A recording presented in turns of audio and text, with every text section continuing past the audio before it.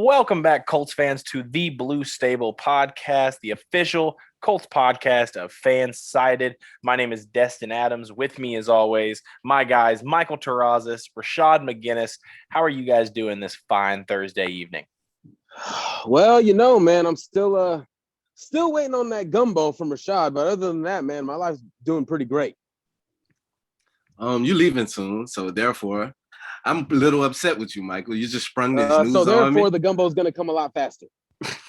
I'm gonna have to FedEx it. Well, I can't say FedEx. I work for the Damn post office. FedEx. I work for the post office. I'm not allowed to say FedEx, UPS on any platform. I'm gonna open that box and it's gonna be sour. Hey, it's okay. I doubt any of your bosses in Louisiana are listening to our Colts podcast anyway. But just in case, he was just joking. Yeah, if you guys are listening.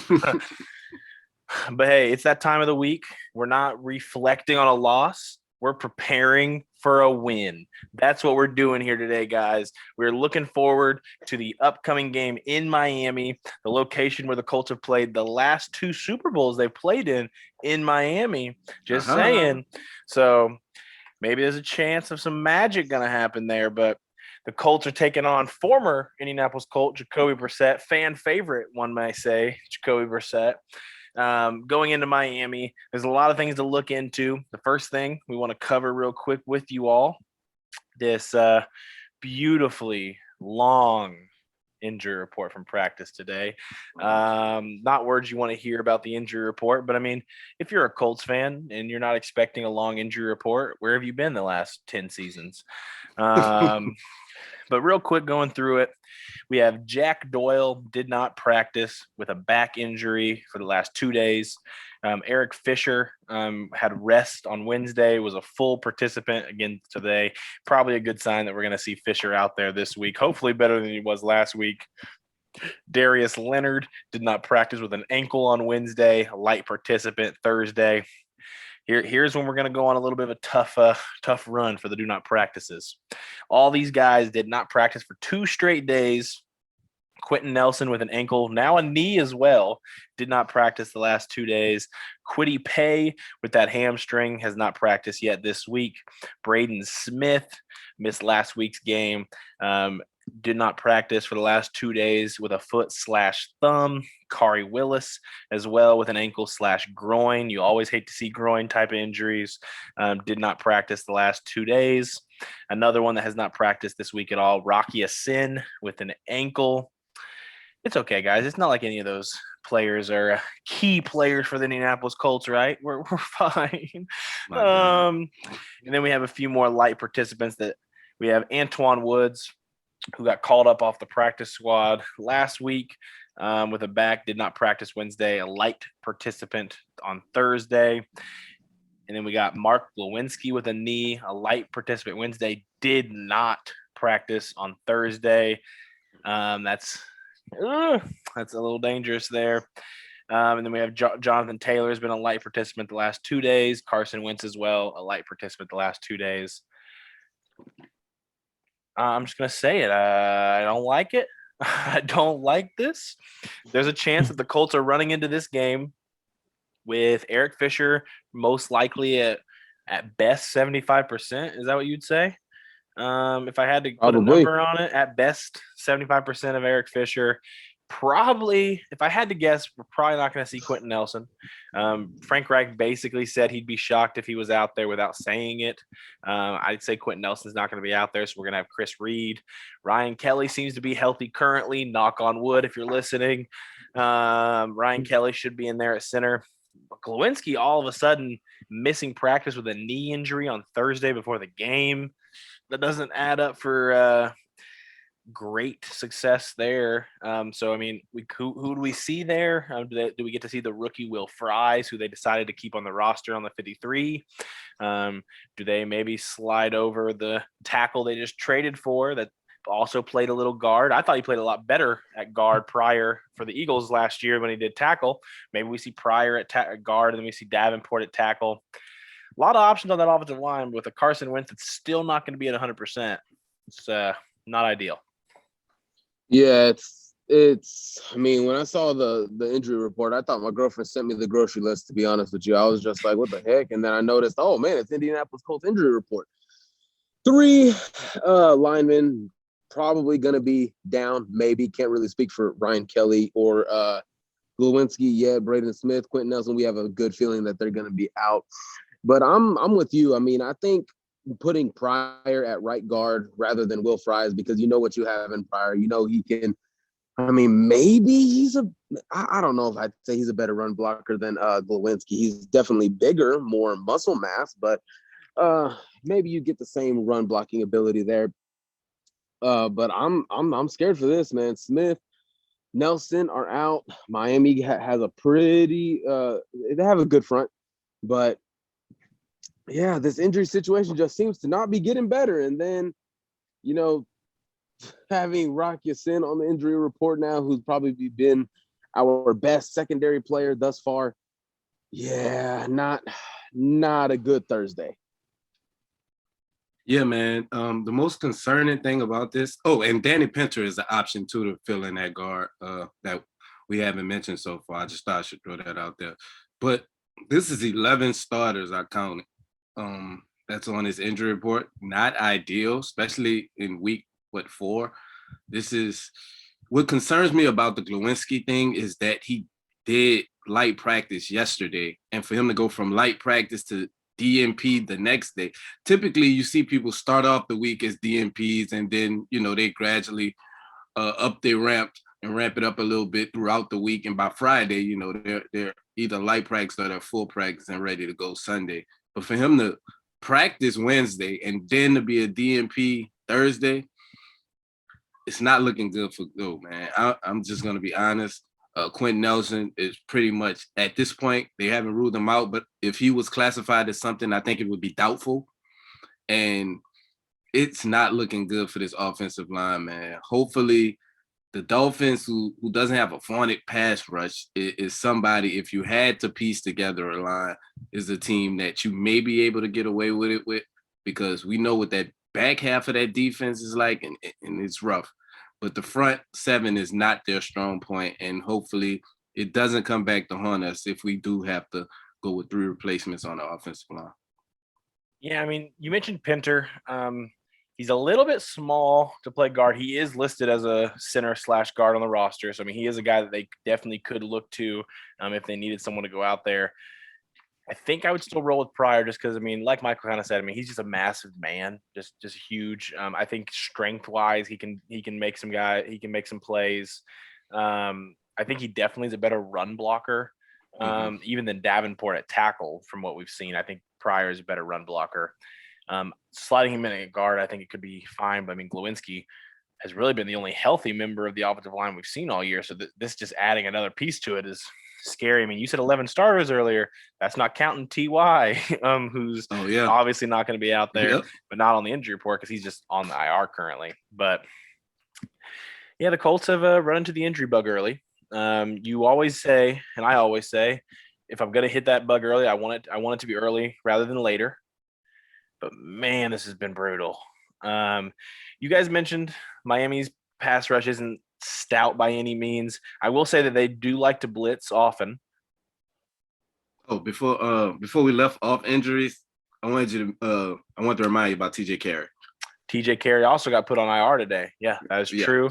So we're already going to be without TJ Carey, who, I mean, they've been using as that first guy off the bench to play on the outside, even if I think he's a better interior guy. That matters. I mean, they cut Marvell Tell with just the sole purpose of this happening. So, and we'll see what all this adds up to.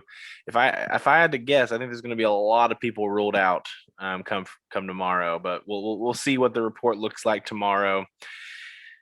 But guys, I'm nervous. Miami, like I said, doesn't have a stout defensive line by any means.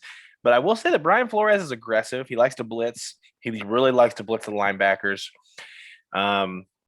We're definitely going to have some heavy tight end sets on Sunday. Be able to help out on both sides just in case. I mean, Eric Fisher got bullied last week against Tennessee, and that can't happen again. So The injury report is going to be a concern come Sunday. You hate when that's the case. But that's the world we're living in, Colts Nation. The only positive we can really take from it, they keep saying that Carson feels better this week than last week.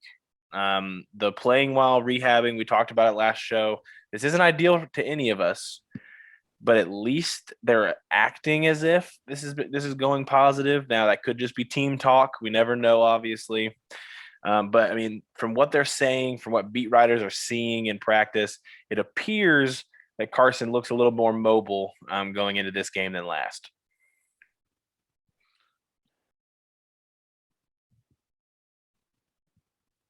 Well, man, I think that's a big thing. Carson Wentz, getting him back on track, especially like I stated earlier, against such a good secondary. Somebody like Jacob Eason or Brett Hundley would have got eaten alive by those two cornerbacks out there, Byron Jones and Xavier Howard. They would have had a field day with a young quarterback, a inexperienced quarterback. Although people love to talk about Huntley's experience, let's remember, folks, that was in 2017. And since then, he's only thrown 11 passes in an NFL game. So we have to dial it back a little bit when we talk about Huntley's experience. But I think having Carson Wentz back, maybe this week he'll truly be at 70, 80, because I don't think either one of us thought he was at 70 or 80 last week. He missed some throws. He missed some reads. And I have to believe that it was because of that ankle. That ankle was on his mind, both ankles actually, and just trying to get away, escape the pocket. All of his mobility, his best attributes are stripped from him right now at the moment. But hopefully getting Carson back an extra week of rest, he's able to find himself and get back to playing the type of football that we know he can play, because he hasn't really had a chance to establish any type of rhythm with this team yet. Man, we got Michael Pittman Jr. Screw Byron Jones and Xavier Howard. All right, I don't even know who those dudes are. Look, reality is Carson Wentz is going to come back stronger, better, faster this week. He's going to learn, and he's going to not overthrow Michael Pittman in the end zone. He's going to go throw 3 touchdown passes to Michael. That's going to be the game we're going to get our first win. There you go. The one consistency of the week. I think Mike just so did far the this whole podcast in one statement. Go ahead. I think the one consistency every show we've had this season is somehow, some way, Michael mentions Michael Pittman scoring 3 touchdowns. Has it happened yet? No, but as soon as it does, he called it. That's all I'm saying to you guys. That's all I'm saying. Well, when Michael gets a freaking quarterback that can hit him in the end zone wide open, then maybe it'll happen. How many touchdowns do we have? Okay. Oh, it'll be more than you. No, you got the same amount as me. Hey, it'll be okay. That actually did not make my case for him, actually. Right. No, I know. Oh, I know. That did not make it. No. All right. But hey, I want to jump past injuries. I do. I want to get over injuries. I don't want to have to talk about injuries anymore. And because we're going a little bit more positive here, this is the One Call Technology topic of the day, guys. One Call Technology is a managed telecom service provider whose senior staff has 100+ years of experience in virtually every aspect of business communications, business phone system installation and services, managed telecom service provider, telecom carrier management, and high-speed internet. Head on over to One Call's website at www.onecalltech.com or give them a call at 888-585-8850 and tell them the Blue Stable sent you guys.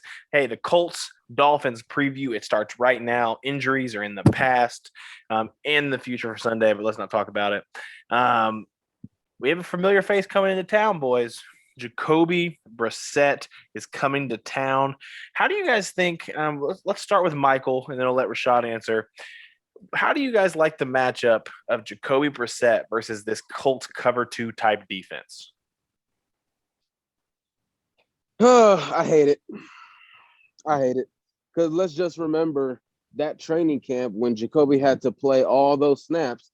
Let's remember that all the beat writers were saying Jacoby Brissett was eating the defensive line, the defensive alive. So let's just remember that.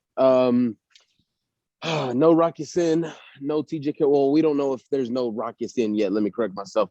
No TJ Carey, no seasoned veteran in the secondary. So you kind of sit there and question, okay, what's the next move. But Jacoby with those guys, Waddle, Parker, Fuller might be coming. I know he practiced yesterday. I'll say it again. If Jacoby Brissett throws a party or even beats us, I'm ripping someone a new one. I guarantee that. Obviously Jacoby has an advantage. If he's going to play well against anybody, it would be this team because of the familiarity he has with the personnel and with the system that's in place. But Eberflus has been running a couple of different things that we haven't been running in the past. He's been a little more aggressive. He's been blitzing at a higher clip than he was last year. So I think those are things that may catch Jacoby Brissett off guard. And Jacoby Brissett right now is averaging, I believe it's 4.6 yards per attempt.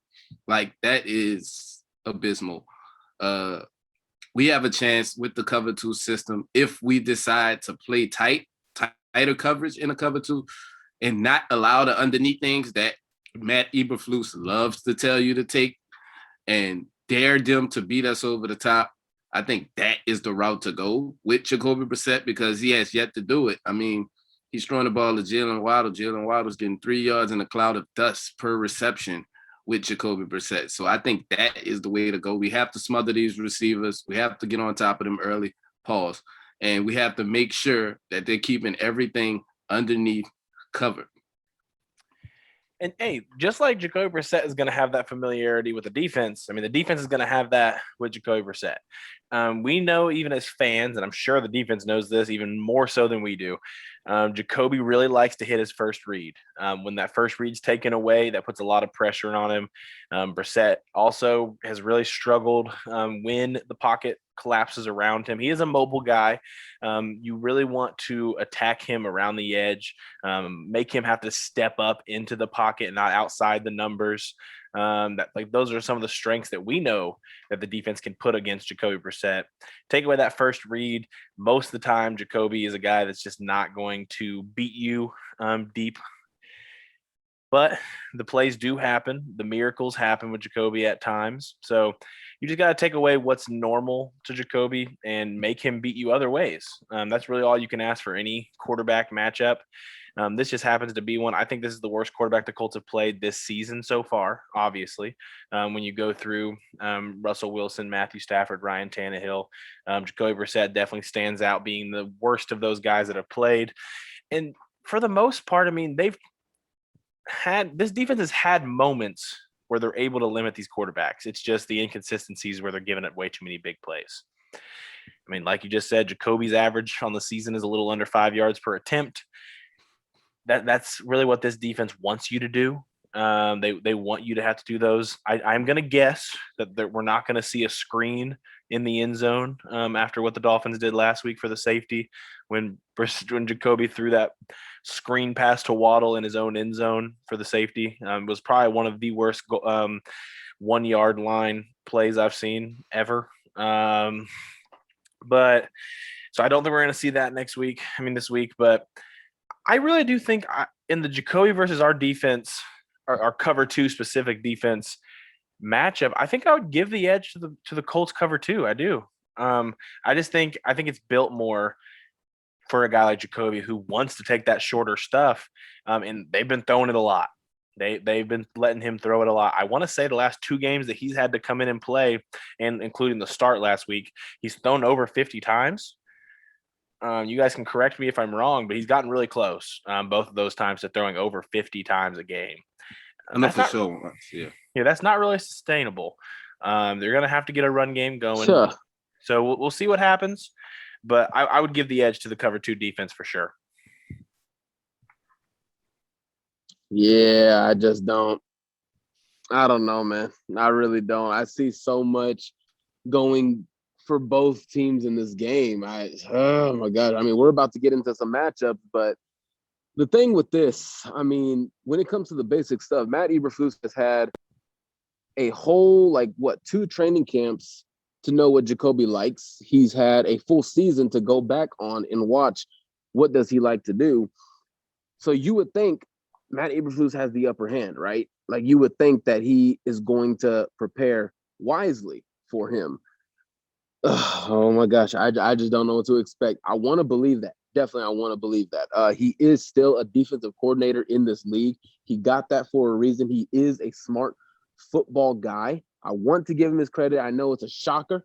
I still don't like him, but he is smart. He's a coach for a reason. Probably shouldn't be a coordinator, but he is a coach for a reason. So I have to go with hopefully the obvious that he's going to prepare for what he has so much tape on in Jacoby Brissett. I agree, man. I agree. We'll see. That's a matchup I'm looking forward to. And I know Dustin wants to elaborate a little more on specific matchups, so I'll let him get into it. Yeah, so the next two here, we're each going to give a matchup we are confident in that the Colts are going to win that matchup this week. You can be as creative as you want making that matchup. I'm going to let that be up to you guys. And we're also going to give a matchup that we are the least confident in. I've been letting Michael go first, so I can let him create his elaborate answer a little longer. I'm going to let Rashad take this one first. So, Rashad, I want you to hit us with the matchup you are the most confident in going into this one. And I know they're banged up, so a lot of people might not look at this as a strength, but I'm going with this Colts offensive line against this Dolphins defensive line. The Colts ran the ball really well last week.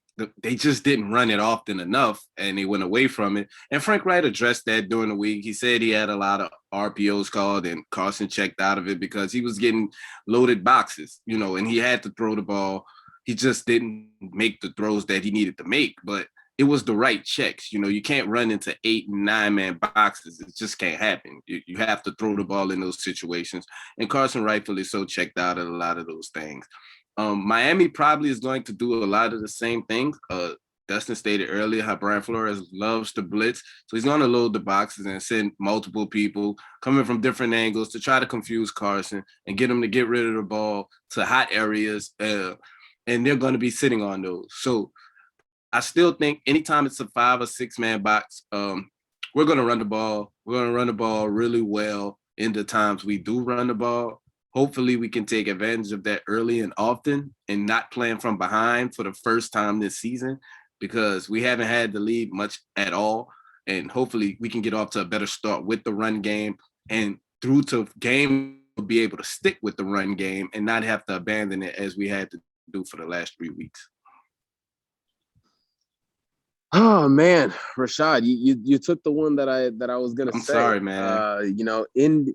Indy, I believe, is number 28 in the league in rush defense, and Miami is number 27 in the league. So they're both pretty bad. So I would definitely roll that way. I'm gonna be honest, guys. I'm gonna be really honest with y'all. I actually don't have a matchup I'm confident in this weekend. I don't have one. None? I really don't. I was going to say, the wide receivers, but Byron Jones and Xavier Howard are two good corners. They are. Brian Flores. Oh, so you realize who they were? That's funny. You just said you didn't know. It was just a joke, okay? It was just a joke. But being serious, Brian Flores is a damn good defensive coach. I know he's gonna put a plan together somehow.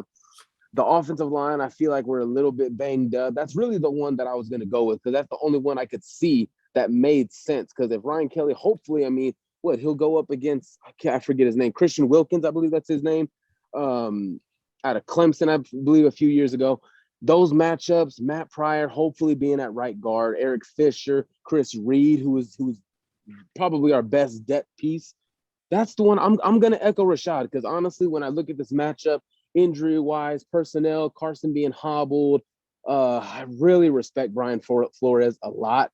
Our defense is injured. TJ Carey is gone. I can't sit here and say one that I'm confident in. So I'm just going to echo Rashad's point. I'm going to go with one that is probably going to be a strength for the Colts the entire season just because of how dynamic this player is. I'm going to say Nyheim Hines against the linebackers / safeties here. The only linebacker coverage-wise, speed-wise, that is going to have, when I say any chance, it's just going to be that he has some speed behind him on this Dolphins team. Jerome Baker, he has some speed at linebacker for the Dolphins.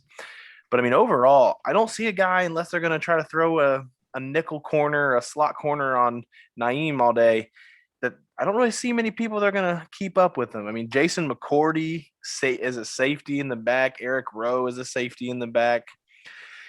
But you take that nickel off some of these receivers, I mean, we'll be able to eat in that slot if you're willing to take that off and put a linebacker there. We did mention earlier that they do like to blitz quite often, but I can't imagine you can sustain blitzing a linebacker all game. You're going to have to drop him back in coverage at some point, and I think Nyheim Hines really has the skill set and the speed to win most of these reps on Sunday. I think this has a chance to be his biggest game of the season so far, so go ahead and lock me in that. Fantasy owners, sports bettors, anybody who's listening that matters to you, just go ahead and lock me in. And I think this is going to be Nyheim Hines' best game of the season so far. So we can go in reverse order here. So I'll go ahead and go first. Matchup that I am the least confident in. I'm going to say I'm the least confident in our corners versus their receivers this week. I'm going to be worried about their corners pretty much all year. Their receivers don't sound the sexiest when you just hear the names, but these are three talented guys. They're going to be out there quite often. Devontae Parker, Jalen Waddle. I don't know if Will Fuller is officially playing this game or not, or if his suspension's up yet. And then Preston Williams is another guy who had some success last year before his injury. There. He's playing. Fuller's playing. Mm-hmm. Fuller, when healthy, has torched the Colts multiple times when he was on multiple. Waddle has looked really talented early. Devontae Parker, he's a guy that produces. I'm nervous to see what these guys can do against our corners, man. Xavier Rhodes needs to be better this week. He was coming right off injury. It was his season debut last week. I understand with the injury issues there. He's going to need to improve from last week, depending on who he's going to have to see on that side of the field. Kenny Moore struggled with Chester Rogers at some points last game. Jalen Waddle is going to probably be in that slot this week. Can't imagine he's going to be easier than Chester Rogers. The corners are going to have to step up. That's definitely the matchup I'm the least confident in. So who's next? Me or Rashad? It's you, Mike. All right. Well, this probably serves as no surprise, but until I get proven wrong, I'll go different. But the one I'm least confident in is Jacoby Brissett versus Matt Eberflus. Kind of for the same reason I said Matt Eberflus should game plan for this quarterback. Jacoby Brissett has gone against this same defense numerous times. He knows the soft spots. He knows Darius Leonard's tendencies, to overcommit, get lost in space. He knows Kenny Moore. He just knows this scheme. When Jacoby Brissett, I go back to that 2019 year where everybody was talking about questioning his talent. It was the week of the Houston Texans game at home. We're like, man, Jacoby has got to go throw for throw with Deshaun Watson. He's got to go. And when he went in that game motivated, he passed for 3 touchdown passes in about 320 yards. That's probably the best game I've seen from Jacoby Brissett. He was motivated. So coming into this game, you can make up the storylines. The Colts brought in Phillip Rivers. They gave up on Jacoby Brissett. That those storylines are out there. Trust me, they're out there. He's going to come in pissed off. He's going to come in motivated. He's going to want payback. So a motivated Jacoby Brissett, who's probably putting twice as much effort, game planning, mentally preparing, just sitting down with his offensive coordinator and saying, look, this is what they're going to do. This is who they are. And he doesn't ever change out of it. So that's the one I'm least confident in, to be honest with you. I still like Jacoby. He's a great guy. I just think when he has a little fire burning inside him, especially he will on Sunday, I'm very nervous about that matchup. So, yeah. No surprise here. I've been talking about this matchup all podcast, and it's the Colts passing offense against these two cornerbacks. Byron Jones, Xavier Howard, Pro Bowl, all-pro level type of player. They're just game changers, man. They're the type of cornerbacks that even if they give up, a couple of catches at any given time, Xavier Howard has ball skills like a wide receiver, man. He can go up and grab an interception, change the change the whole dynamic of a game on any throw. So I think Carson Wentz must be careful how he approaches him, when he decides to approach him. Michael Pittman has been coming along really good. He's tied for fourth in targets between the last 2 weeks, week 2 and week 3, with 24. So Carson has been looking at him often and getting the ball to him. Hopefully that continues, but I know that he is at the top of this secondary's priority list as far as who are they going to game plan for, who they're going to try to stop. They're studying the type of routes that he likes, and they're going to jump some of those because those are aggressive corners. So we're going to have to find a way to take advantage of those, maybe a couple double moves, but we have to get him time in order for him to be able to pull this off. But this passing offense against that secondary, those two corners in particular, that matchup scares me to death. I'm gonna harp on that a little bit. I am excited for this matchup, not because I'm confident in it, not because I'm scared of it, just because whichever side Michael lines up at, he's going to be guarded by a pretty good corner, Byron Jones or Howard.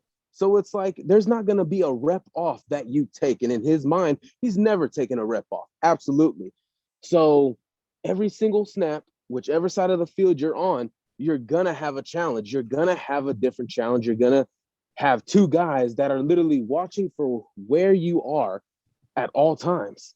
And again, I want to continue to see him grow, to see him grow. 1 week, it's, oh man, who's the guy in Seattle? I think it was Quandre Diggs. Then it's Jalen Ramsey, and then it's really nobody in Tennessee.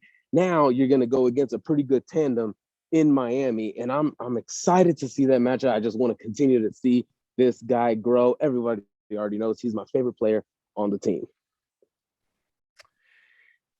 Hey, and I respect you keep riding with him. He's definitely stepped up to the plate this year, just not the 3 touchdowns a game that Michael wants each and every week, of course. But jumping here to the last part of the show before we send you guys out, prediction time. Every other episode so far this season, at least 2 of the 3 hosts on have picked against the Colts. I'm really interested to see how this one goes. But here we go let's go Michael first. Michael, what is your score prediction for this game? Man.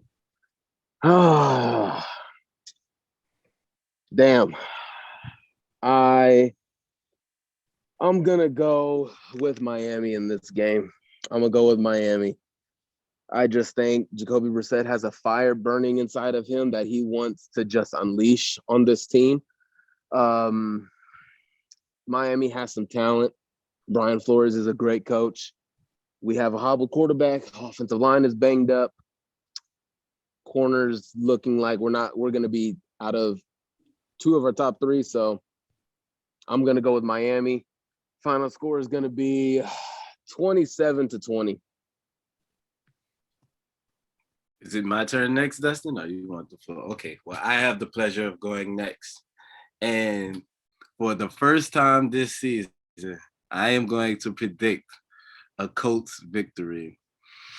I am predicting the Colts to win this game almost out of desperation at this point. If we don't beat Miami, I don't like our chances going into Baltimore next week. And I just don't see this team starting out 0-5. So I'm going to say we're going to steal this game. Is it a steal? Are we the favorites? I didn't even see the line for this week. That's how much I've been disconnected. But I'm going to go with the Indianapolis Colts 20-17. Jacoby Brissett's going to play fine. He's going to play like Jacoby Brissett. You know, he's not going to do anything to win the game, but he's not going to necessarily throw the game away. He's going to keep his team in it. I think Carson will do just enough to get us over the top, and I think the defense will make a big play at the end to seal the game. I'm taking the Colts as well. I'm gonna preface that first. I'm taking the Colts. Okay. I'll say that currently the Dolphins are favored in this one. Just to answer your question on the line, the Dolphins are favored at -2, so it's a very slim favorite, but they do have him as the favorite. I'm not going a close one. I am taking the Colts, and I'm putting a lot of trust in my boys at 0-3. I'm gonna say the Colts win this one 30-17. Wow. 30-17. What's 13-point difference there. So 2 scores, basically. what's Michael Pittman's stat line? I'm gonna go for Pittman this week. I'm gonna say he gets 9 targets, he catches 6 of them, and he ends up with 84 yards and a touchdown. Gets in the end zone this week. No overthrow from Carson. Michael Terrazas gets to go run around naked in Louisiana after a Michael Pittman touchdown. But 30-17. I don't usually like to go that big on point differentials and predictions, even if I have the Colts winning. But I don't know why. I feel weirdly confident, even with the offensive line where it is in this one. I'm excited, man. I went 2017. You 10 upped me and went 30-17. Hey, I had the number already before you said a thing. I promise. I was on a show with our boy Marcus at Culture Shock. If you haven't subscribed to his YouTube channel, make sure you guys do that. But I was on with him this week previewing it, and I said 27-17 Colts. That was a couple days ago. The injury report has only gotten worse. So why I added 3 points to the Colts score, I was about to say it. Lord knows. Only the Lord knows why I did it. But that's where I feel confidently. That's where I felt in my brain. I had to do it. I had to say it. 30-17. Colts are gonna win. 1-3 will feel real good. Please, dear God, please. This is gonna be funny if Mike always picked with the Colts. Now he decided to pick against them, and me and Dustin pick with him. Yeah, it'll be funny. If this is the case, Michael might have to pick against the Colts the rest of the year. Dude, please show me something in this game. Please, for the love of God. I say this every week, feel like so far. I always say Frank Reich respond well to losses. And I've been saying it for like two weeks straight now. Well, it's not even about Frank Reich anymore. Do these guys respond well to losses? Do they respond well to embarrassment?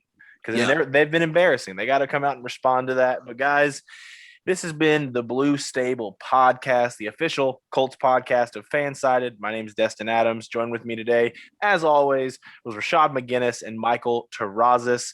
And as always, even when they're 0-3, even if they're 0-4 come Monday, which they won't be, 30-17 Colts, go Colts.